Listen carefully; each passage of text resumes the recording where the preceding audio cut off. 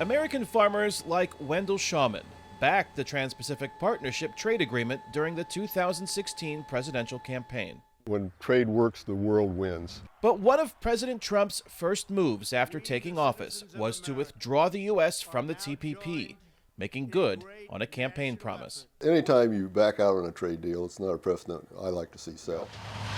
The result?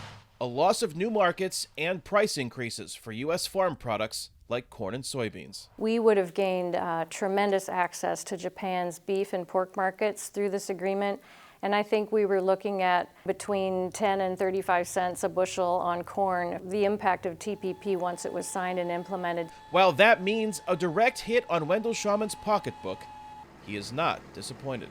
You're a farmer, you have a PhD, you're well-traveled, you understand how trade agreements and international trade works, and you voted for Trump. Yes.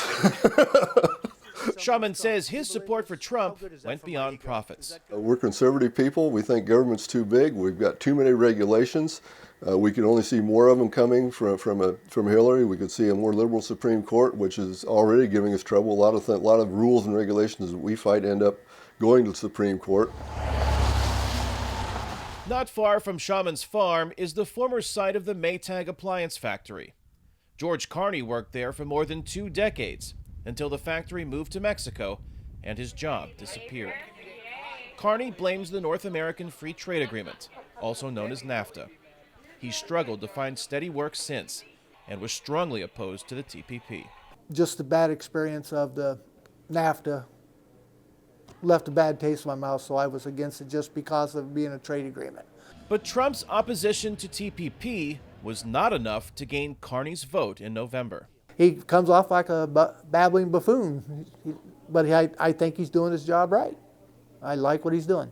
Which is why Carney, who has never voted for a Republican for president before, is looking ahead to the next election. I could see myself vote for Trump next time.